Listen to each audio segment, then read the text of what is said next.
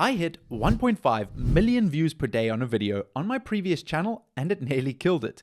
Here's the part about going viral that nobody else will tell you. Now, this might be very counterintuitive to what you normally hear because everyone chases virality. It's the benchmark, the holy grail, if you will. And I'm here to try to convince you that going viral shouldn't be your main goal.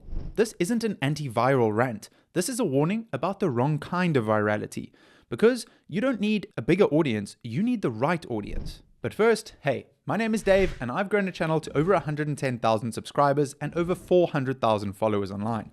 And I've been on the other side of bad virality, so I can see it from a perspective most people might not be able to. And by the end of this video, you're hopefully going to have a better perspective on what bad virality actually means, how to spot it, and how to engineer on-target virality so that your business and content actually grows with an actual plan. And what I personally believe is the most important thing to blowing up with the right kind of virality. Let's start from the top here and first understand what is good and bad virality. On my previous channel, I posted a short video that was pulling in around 1.5 million views per day, and it nearly killed my channel. But virality isn't the problem, it's the wrong audience. The first thing you need to understand is what good virality and bad virality are, and why one can be rocket fuel for your business and for your content, and the other can quietly strangle your growth.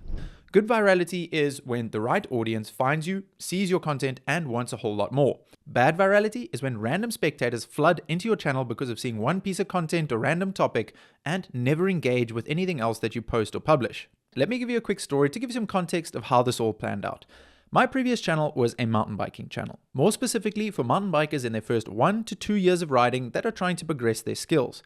I made a video about how to repair and plug a tire. So sometimes your tire can go flat and you need to know how to repair it in order to get home. The same way you can get a flat in a car tire, right? So the opening shot, the hook of this video, was a nail going into the tire. And the rest of the video was basically me just running through how to repair it. How content and YouTube works is they take your seed audience, your current subscribers, it shows those people the video, right? If it performs well with your seed audience, it then gets spread to a wider audience. This video did well with my seed audience because they were interested. This was a mountain biking related topic. And then it started getting spread further. Unbeknownst to me, there is an entire section on YouTube dedicated to ASMR of tire plugging. If it's round and inflated, people want to know how to fix it and how to plug it, right? And they love watching that. So all of a sudden, this video brought in over 40,000 subscribers in the space of 2 weeks. I mean, for me, I was ecstatic. I was like, this is it. I've made it. I'm a YouTuber. I'm done. I'm in. And over the next couple of weeks, it was a bit of a strange one and things started happening that I didn't quite understand. And it took a lot of thinking in order to figure things out. So one thing that happened was now that I doubled my subscriber base by having over 40,000 people added into my subscriber base, previous content was starting to get shown to these new subscribers. But because these people have seen one piece of content, they are assuming my entire channel is around tire plugging, which it's not. It's about mountain biking. So these people now get shown this new video and they say, well, I'm not actually interested in mountain biking. Swipe away, swipe away, swipe away, swipe away. What do those signals send to a social media platform? This piece of content isn't any good. And when you've got more than half your subscriber base swiping away because they're not interested, well, that's the downside of bad virality. The rest of my content now started declining over the next couple of weeks. Even the new content I was posting wasn't really performing that well because all of my seed audience was just not interested in any of the mountain biking content I was now posting. And over the next couple of weeks, I decided eventually to pull this video, and I'm very glad that I did because it stopped bringing in subscribers that weren't interested in my content.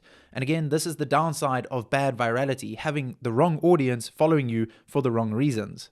The lesson here is that going viral outside of your niche can feel amazing. It's intoxicating watching all of the numbers go up, but it can do damage to your growth in the long term. Not only can it do damage, but it can actively drag down your performance. Here's the golden rule. Always create with your ideal audience in mind and don't chase the biggest audience, chase the right audience. Here's the thing. Even though my current platform was now drowning in the wrong audience, I did a bunch of thinking and I was like, well, how do I fix this problem? And I ended up doing some stuff that made it even worse as well. That was dragging people off platform. By the way, if you want me to have a quick look at your channel and to see if there's anything you can fix, maybe improve your strategy, grow a bit faster, I'm currently doing free channel reviews. I'll leave the link down in the description below. If you are interested, means the world. Back to the video. All right, so on to number 2, stunting the growth even more and promoting off platform. If that viral video didn't cause enough damage on its own, well, I doubled down and made the problem worse. Early on in my content, I started promoting people off the platform. And social media platforms don't reward you for that. They actually punish you. Now, here's something you need to understand. Content platforms are selfish. They want to keep viewers inside their walls for as long as possible. So every single time you post a piece of content that says, hey, go check out my YouTube video or go check out my website, you're telling that platform, hey, I'm sending your customers to the competitors. Initially, I thought I was being clever. I was creating TikToks trying to drive traffic over to my YouTube channel. I was creating YouTube Shorts trying to drive traffic to my long form video on YouTube. But at the end of the day, you need to understand that these brands are competitors. They're not collaborators. Here's the upfront takeaway. Promoting off-platform doesn't accelerate growth. It actually slows it down. To give you a real-world analogy, think of social media like a massive food court, right? Instagram is like Kentucky Fried Chicken, TikTok is like McDonald's, and YouTube is plating up full-course meals. As a business owner, would you want someone leaving McDonald's to go to KFC? Of course not. Every time someone leaves to go eat somewhere else, you as a business owner are losing money.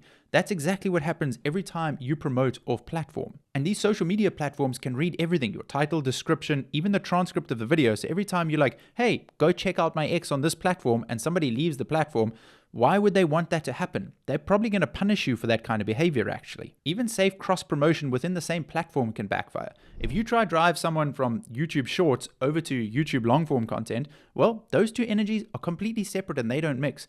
Long-form content is like story mode, and short-form content is scroll mode. Scroll mode is all about dopamine, hitting those little dopamine hits. And when somebody goes from that mode over to a long-form video, which is story mode, they're going to see that expecting more dopamine, and when they don't get it, they're going to bounce. And that bounce sends the worst possible signal to YouTube that this video isn't good, and it's going to stop promoting it. All right, so this kind of begs the question, what's the play? How do you actually win with your content?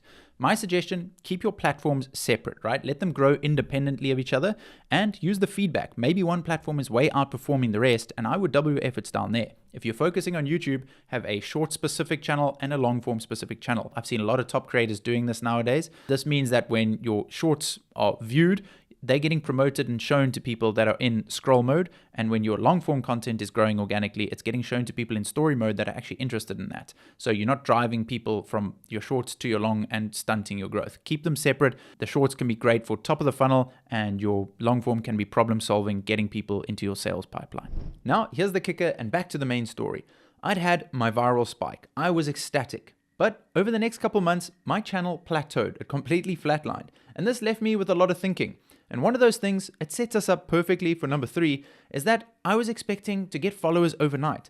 While content is a long haul game, it's so common to see it all the time. Those I grew to 100,000 subscribers in 3 months, and just think that that's kind of the norm. What you don't see is how many channels those people tried at and failed at, and how many years they've spent learning to get to that point. If you're starting fresh, here's the truth. Your first 50 videos are going to be pretty average at best, but it's not a failure. That's just learning. It's figuring out your style, your voice, and what your audience actually cares about. Honestly, why the long game wins. Think of it like going to the gym.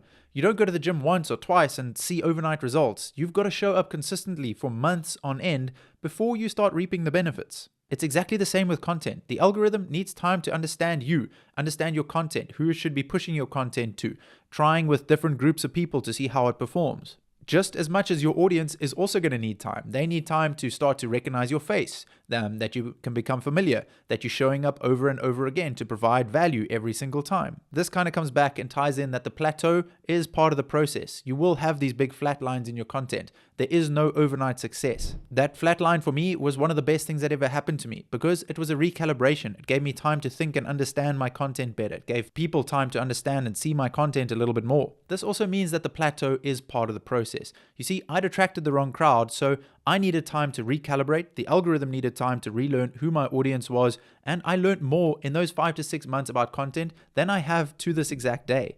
And that means if you're here to build something real, stop thinking in days and weeks with content. You have to think about it like a business, and you have to think in 6 to 12 month windows and longer time frames if you're wanting to succeed. You're going to have to show up over and over again for yourself and for your audience through the good times and the bad in order to succeed. And it's very important to remember that you're not only just trying to build views, you're trying to build trust with your ideal audience, and that does not happen overnight. So during my low point and while hunting for answers, I had a thought. I'm going to throw volume at the problem. I'm going to try be everywhere. YouTube, Facebook, TikTok, LinkedIn, Instagram, X, because if I was everywhere, surely growth was inevitable, right? Well, that leads us into section 4 of why you shouldn't spread yourself too thin across all the platforms. This is just my experience, but running 5 platforms without a team isn't leverage, it's just another full-time job. And instead of accelerating my growth, it actually slowed me down. Because every single platform is its own business, it has a different mood, audience, culture, quirks. And when you're split 5 ways, none of them actually have the attention that they need in order to grow. So here's the takeaway. Being meh on 5 platforms is way worse than being unmissable on one. Pick a platform, dominate it, and then expand into others once you've got that system dialed. Or pivot if you think that platform isn't for you. Just to expand, each platform has 3 different things. Number 1 is culture. What kind of content works there? Number 2 is the algorithm quirks. What gets shown and why? And number 3 is audience mood. Why people are even there in the first place. If you're creating content for 5 different platforms, your workload doesn't just add up, it multiplies. You have to create different formats for each platform, you have to schedule for 5 different platforms, you have to create different captions, and not to mention when people start reaching out and you have to engage with all the comments and DMs. You don't have to believe me, you can do whatever you want, but it's exhausting. And at the end of the day, it becomes a full-time job. And if you already have a full-time job, you don't want another one. You're here because you want the benefits of organic content. Why do you think so many companies hire a marketing agency to do it for them? Because it is another full-time job. Because at the end of the day, if you're a CEO of 5 companies, each of those only gets 20% of your attention.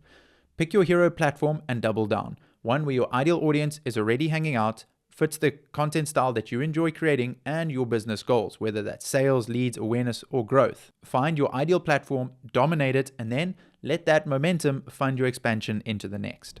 Now, this took me hundreds of videos to figure out, but you need to understand 2 critical things about content in order to succeed. There are companies out there who do nothing besides create content all day. And that means for people like you and I who are creating content for ourselves and our businesses, well, we're pretty small fish in the sea. And that sets us up perfectly for section 5 of why creating content without a strategy or value is kind of pointless. And by now, you should understand what good virality and bad virality is.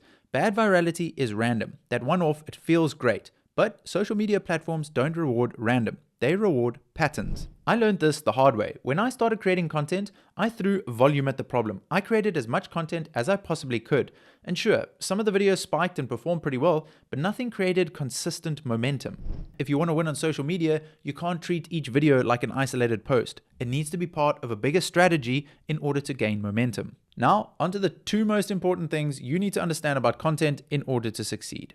Number 1 is build a network strategy. A network strategy is a series or sequence of events that gets your ideal viewer from A to B, solving a pain point in the middle with logical series of where do I go next after watching each video, because you've left it on a cliffhanger that tells them how you're going to solve the next pain point. And this also sends a great signal to YouTube saying this is a series worth recommending because people are watching over and over. Essentially, if you're getting people to watch more than one of your videos every time they're on the platform, that is one of the best signals you can send to YouTube. And now, the second most important thing you can understand in order to succeed with content is to deliver real value in every single piece of content. And why should somebody be watching your content in the first place? That sounds strange, but I'm going to give you a bit of context. At its core, every single piece of content has to have one of these 3 value levers in order to get watched: education, inspiration, and entertainment. Education teaches people something specific and useful. Inspiration is about inspiring them with your story, motivating them to go do something themselves, and entertainment is making something fun and engaging that people really enjoy watching. And the best videos out there blend all 3 of these value levers every single time. As an example, you could teach a skill, that's education. You could share a personal story on how you learned it, that's inspiration. And you could make it funny and engaging when you present it, that's the entertainment. And that's when content really starts to stick. When you understand these 3 value levers and making sure that every single piece of content you upload has at least one of them, that's how you start engineering on-target virality. My key takeaway from all of this is every single time you publish a video, ask yourself these 3 questions.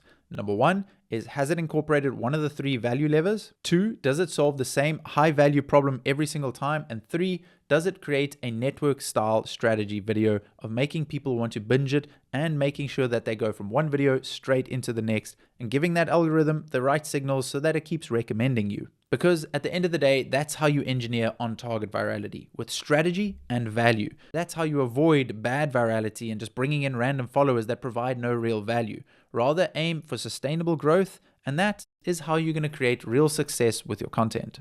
Because social platforms are no longer rewarding individual videos. They're rewarding people who can engineer binging sessions. The same way Netflix keeps you hooked and binging for hours, well, that's what the platforms reward.